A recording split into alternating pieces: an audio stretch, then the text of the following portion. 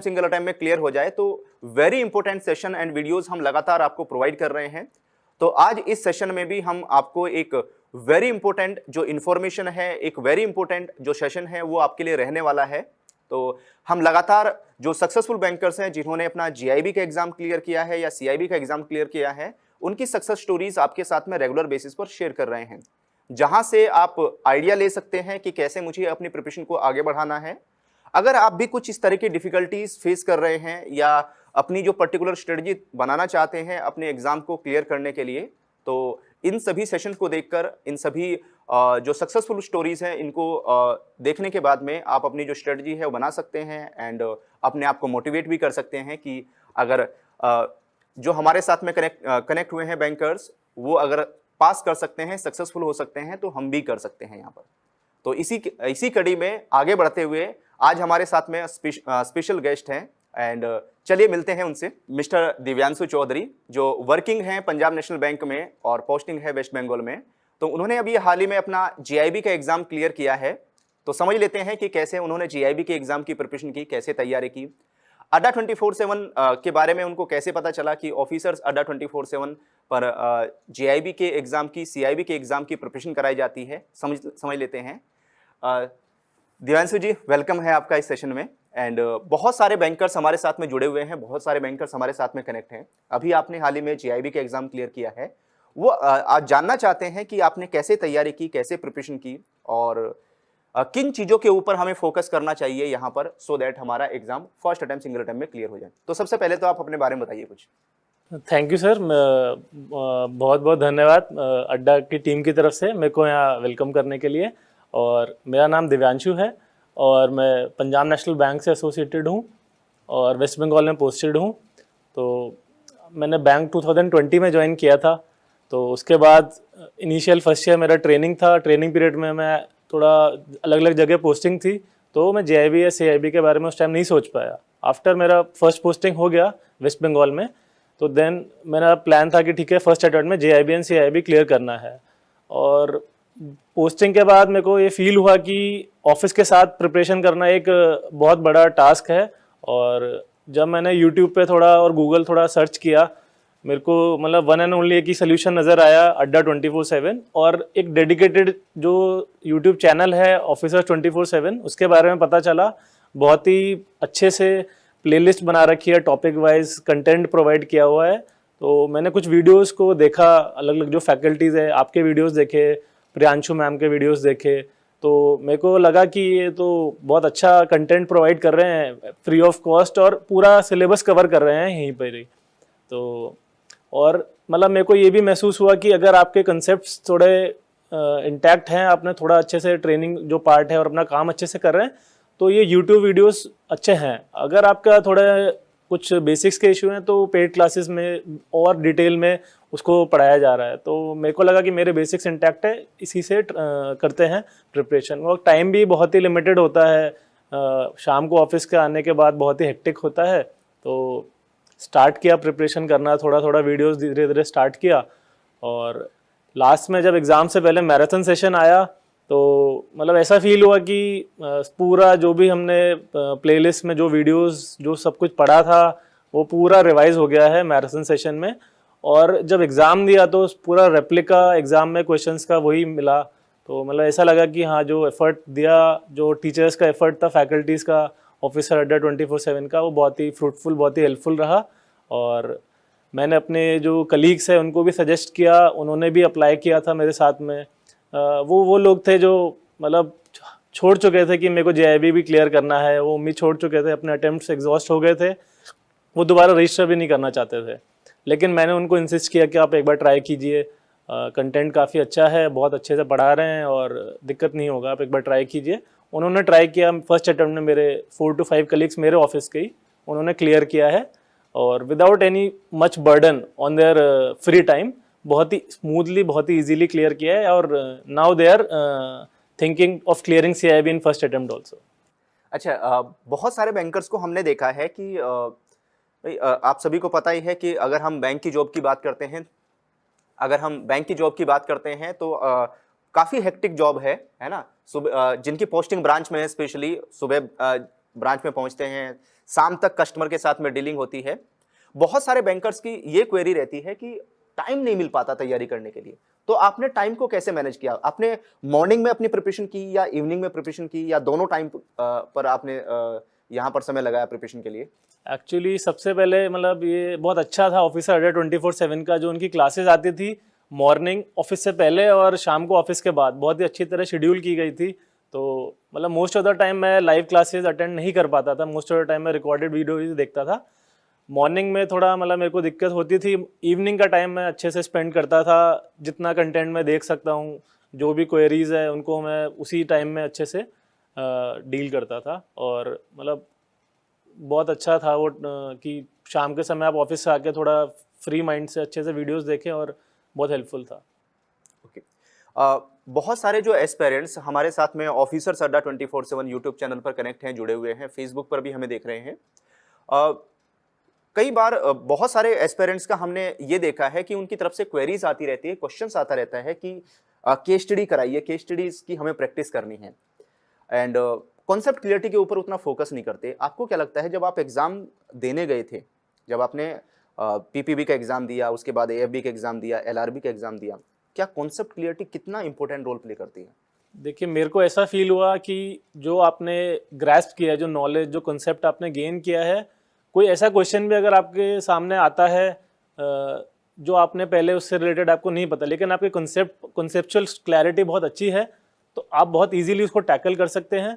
और ये चीज़ मेरे को अच्छी लगी कि जो कंटेंट प्रोवाइडेड था वो कॉन्सेप्ट क्लैरिटी के ऊपर था, ना कि केवल मगिंग अप ऑफ क्वेश्चंस। मतलब क्वेश्चंस मगअप करने पे ज़्यादा फोकस नहीं था, कॉन्सेप्ट की क्लैरिटी पे था, तो उसका बहुत हेल्प मिली। कुछ क्वेश्चंस ऐसे थे जो पहले मतलब नहीं देखे थे उस टाइप के, वो टॉपिक भी मतलब अनटच रह गया था, लेकिन कॉन्सेप्ट्स थोड़े क्लियर थे और उसका बेनिफिट मिला, और क्वेश्चंस अटेम्प्ट किए और मतलब अच्छा स्कोर भी किया इसी वजह से।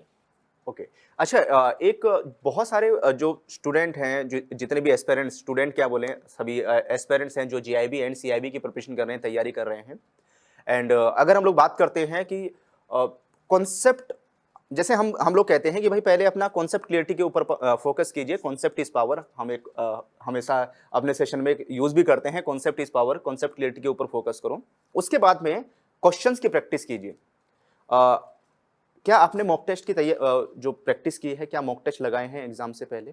देखिए, कंसेप्ट क्लैरिटी होने से पहले अगर मॉक टेस्ट देंगे तो आपको बस ये हो सकता है कि आप कहाँ कॉन्सेप्ट्स में कमी है, आप उस पर काम कर सकते हैं। लेकिन बिफोर एग्ज़ाम अगर आपके कॉन्सेप्ट क्लियर नहीं है तो मतलब टेस्ट में आपको दिक्कत आएगी, एग्ज़ाम क्लियर करने में आपको दिक्कत आएगी। और कंसेप्ट क्लियर होने के बाद मेरा ये सजेशन है कि मॉक टेस्ट ज़रूर दीजिए, उससे आपको एक पूरा आइडिया लगेगा कैसा एग्ज़ाम आने वाला है और कैसे मेंटली उसके लिए रेडी होना है और कैसे अटेम्प्ट करना है। ओके।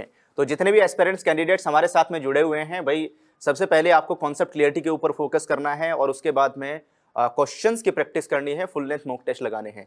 कई बार दिव्यांशु जी ये भी देखा गया है कि अगर हम डायरेक्टली मॉक टेस्ट लगाने बैठ जाते हैं, है ना, क्योंकि बहुत सारे एस्पिरेंट्स को मैंने ये भी देखा है कि वो डायरेक्टली मॉक टेस्ट की तरफ जंप कर जाते हैं और फिर स्कोर आता है 35, 40 और इससे डीमोटिवेट भी हो जाते हैं, है ना, फिर ऐसा लगने लगता है कि ये मुझसे हो नहीं पाएगा, मैं कर नहीं पाऊंगा। तो उस केस में क्या सजेस्ट करेंगे आप ऐसे सभी बैंकर्स को? देखिए, जो भी बैंकर्स हैं उनका मतलब वर्क बहुत ही हेक्टिक होता है, पूरा दिन मतलब मेंटली एग्जॉस्ट हो जाते हैं। तो अगर आप एक डिसीजन ले रहे हैं कि मेरे को जेआईबी सीआईबी फर्स्ट अटेम्प्ट में क्लियर करना है, तो उसके लिए भी एक मेंटली टफ होना पड़ता है, आपको प्रिपरेशन करना है उसके लिए। तो मेरा यही सजेशन रहेगा कि अपने कंसेप्ट को स्ट्रॉन्ग कीजिए, उसके बाद ही मॉक टेस्ट की तरफ बढ़िए। अगर आप मॉक टेस्ट पहले ही देते हैं तो आपको ऐसा फील होगा कि आप डीमोटिवेटेड है, जो आप एक अटेम्प्ट देना चाह रहे हैं वो नहीं दे पाएंगे, आपका जो प्रिपरेशन का मोराल होगा वो गिर जाएगा और जो अच्छा स्कोर आप कर सकते थे वो आप नहीं कर पाएंगे। Thank you. एंड अगर हम लोग बात करते हैं, जब आप जेआईबी की प्रिपरेशन कर रहे थे, ऐसी क्या कोई प्रॉब्लम या डिफिकल्टी फेस हुई है? ऐसे कोई प्रॉब्लम या डिफिकल्टी थी जो आपने फेस की एग्जाम की जब आप तैयारी कर रहे थे कि एज ए बैंकर, है ना, कई तरह की प्रॉब्लम्स आती हैं, कई तरह की दिक्कतें आती हैं, तो ऐसी कोई प्रॉब्लम आपने फेस की?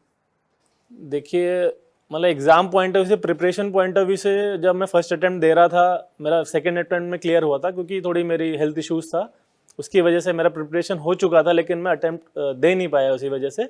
और बात एक चीज़ है, अकाउंट्स वाला पार्ट है, जो अगर अकाउंट्स वाला पार्ट में अगर स्टूडेंट को वो सोचे कि मैं एंड टाइम पे, बिल्कुल एंड मोमेंट पे प्रिपरेशन करके मैं एग्ज़ाम क्लियर कर लूँगा, तो वो प्रैक्टिकली पॉसिबल नहीं है। क्योंकि जो ब्रांचेज में पोस्टेड है, मैक्सिमम जो बैंकर्स हैं वो अकाउंट्स, अगर उनका बैकग्राउंड नहीं रहा है तो वो उसके बारे में उनको आइडिया नहीं होगा। पीपीबी की बात है, अगर आपके कॉन्सेप्ट्स क्लियर नहीं हैं तो आप नेगेटिव ही क्वेश्चंस आपके होंगे, आप स्कोर आपका मतलब इनकरेक्ट क्वेश्चंस ही होंगे। और रही बात लीगल की, लीगल एस्पेक्ट्स भी एक बहुत ही डिफरेंट सेगमेंट है जो अनटच रहता है हमेशा एक बैंकर्स का। वो प्रैक्टिकली वो काम कर रहे हैं, लेकिन लीगल एस्पेक्ट्स उनको नहीं पता होता कि एज पर रूल्स क्या हो रहा है, एज पर एक्ट क्या हो रहा है। तो अगर उनको हम अनटच छोड़ के डायरेक्ट क्वेश्चंस की तरफ बढ़ रहे हैं या डायरेक्ट उस तरीके से कर रहे हैं तो दिक्कत होगी। ओके, एंड एक और है, जब हम ये तो हमने प्रिपरेशन को लेकर बात की, एक वो दिन आता है जिस दिन एग्ज़ाम होता है ना, कि आज मेरा पीपीबी का एग्ज़ाम शेड्यूल है, या मेरा अब तो एएफएम का एग्ज़ाम है कि आज एएफएम का एग्ज़ाम शेड्यूल है। तो उस दिन बहुत सारे जो एस्पायरेंट्स हैं, जो जीआईबी की तैयारी कर रहे हैं, सीआईबी की तैयारी कर रहे हैं, है ना, काफ़ी प्रेशर रहता है ऊपर कि पूरा सिलेबस कवर नहीं हुआ है या पूरा सिलेबस की तैयारी नहीं हो पाई है, एंड कैसे एग्ज़ाम पास होगा नहीं होगा, और एग्ज़ाम में सीधा चले जाते हैं अटेम्प्ट करने के लिए। पास हो गए तो ठीक, नहीं तो फिर अगली बार देखेंगे। ये अप्रोच, इस तरह की जो अप्रोच बहुत सारे बैंकर्स की रहती है, आपका क्या क्या पॉइंट ऑफ व्यू है? देखिए, मेरा ये कहना है कि दो तरीके से मतलब एग्ज़ाम क्लियर किया जा सकता है। एक स्मार्ट स्टडी, एक मतलब पूरा फुल हार्डवर्क आप कर रहे हैं। और हार्डवर्क भी मेरा ये कहना है कि थोड़ा अगर स्मार्ट तरीके से उसको करेंगे तो आप बहुत अच्छे रिजल्ट्स ले सकते हैं। बात रही एग्ज़ाम डे की, एग्ज़ाम डे अगर आपने बहुत अच्छे से प्रिपरेशन करी है, फिर भी एक मेंटल प्रेशर रहता है आपके ऊपर कि जो आपने अपना फ्री टाइम में से निकाल के, पर्सनल टाइम में से आप प्रिपरेशन के लिए आपने टाइम दिया, तो उसमें आपको मतलब वो आपका रिजल्ट में कन्वर्ट हो रहा है कि नहीं हो रहा है। लेकिन और जब आपका बिल्कुल टेस्ट ख़त्म हो रहा है, आप सबमिट करने वाले हैं, तब भी एक रहता है कि जबकि आपके बहुत अच्छा अटेम्प्ट हुआ है, आपका कॉन्फिडेंस हाई है, लेकिन फिर भी एक डर रहता है हमेशा कि हमारा स्कोर बिलो 50 तो नहीं जाने वाला। और आफ्टर क्लियरिंग एग्ज़ाम इतना कॉन्फिडेंस हाई हो जाता है, जब अच्छा स्कोर आता है, आप दूसरे लोगों को भी अच्छे सजेशंस दे पाते हैं कैसे प्रिपरेशन करनी है, कैसा कुछ है। लेकिन प्रेशर हमेशा रहता है, एग्ज़ाम डे प्रेशर तो हमेशा रहेगा। एग्जाम डे प्रेशर तो रहता ही है। अच्छा, बहुत सारे जो एस्पिरेंट्स तैयारी कर रहे हैं जीआईबी की, है ना, एग्जाम में 2 घंटे होते हैं, 2 आवर का टाइम है एग्जाम को अटेम्प्ट करने के लिए। और क्वेश्चंस पहले तो 120 आते थे, 120 क्वेश्चन, 120 मिनट में 120 क्वेश्चन लगा देते थे। अब 2 आवर्स में 100 क्वेश्चंस अटेम्प्ट करने हैं। और आजकल देखा है एग्जाम का पैटर्न तो, है ना, लगातार लेवल इंक्रीज हो रहा है, लगातार लेवल बढ़ रहा है। आधे नंबर का क्वेश्चन भी ऐसा लगता है कि 2 मार्क्स का क्वेश्चन है, क्योंकि बड़े बड़े स्टेटमेंट्स होती हैं उसमें, जिसको पढ़ने में टाइम लगता है। अब उसमें टाइम मैनेजमेंट एक बड़ा जो फैक्टर है। हमने देखा है कि जैसे 80-90 क्वेश्चन ही अटेम्प्ट हो पाते हैं, बाद के 10-20 क्वेश्चन ऐसे छूट जाते हैं, देख ही नहीं पाते। अगर उसमें से कोई क्वेश्चन आता भी है तो वो भी हमारा छूट जाता है। तो इस केस में आपने एग्जाम के दौरान अपना जो टाइम है वो कैसे मैनेज किया? देखिए, टाइम मैनेजमेंट हर एग्ज़ाम में क्रूशल एस्पेक्ट होता है, और खासकर जेआईबी के एग्ज़ाम में, जहाँ in the recent past questions का जो लेंथ है बढ़ता जा रहा है, स्टेटमेंट लंबे लंबे स्टेटमेंट्स आ रहे हैं। तो मेरा जो पर्सनल तरीका यही था कि जो पहले 2 नंबर के क्वेश्चंस है, पूरा फोकस उन पे किया जाए। जिस क्वेश्चन में हमें डाउट है उनको उस टाइम छोड़ के जो हमारे कॉन्फिडेंस वाले क्वेश्चन है उनको अटेम्प्ट किया जाए, और जल्दी से मूव ऑन करके अच्छा स्कोर लेके, और वापस जिन पे थोड़ा डाउटफुल क्वेश्चन है उनको मार्क करके दोबारा से रिवर्ट बैक कीजिए। लेकिन पहला फोकस हमारा 2 नंबर के क्वेश्चंस पे होना चाहिए, जिससे हम अच्छा स्कोर कर सकें। ओके, इट मीन्स यहाँ पर जब आप एग्जाम के देने जा रहे हैं, तो उस टाइम पर हमें जितने भी हमारे पास में जो क्वेश्चंस हैं, सभी क्वेश्चंस को हम एक बार देख जरूर लें, है ना। हर क्वेश्चन को देख जरूर लें। किसी भी क्वेश्चन में हमें स्टक नहीं होना है, कि ऐसा नहीं है कि इसका आंसर तो मैं निकाल के रहूंगा, है ना। ऐसी अप्रोच नहीं होनी चाहिए। अगर ऐसी अप्रोच रखेंगे तो इट मीन्स हमारा टाइम वहां पर बढ़ता जाएगा। और ऑनलाइन सिस्टम में तो ये होता है कि आपको एक भी सेकंड फालतू नहीं मिलती, है ना। तुरंत ऑटोमेटिक जो विंडो है वो क्लोज हो जाती है यहाँ पर, फिर आपको एक भी क्वेश्चन विजिबल नहीं होगा। तो हमें फटाफट हर क्वेश्चन को अटेम्प्ट करते हुए आगे बढ़ना है।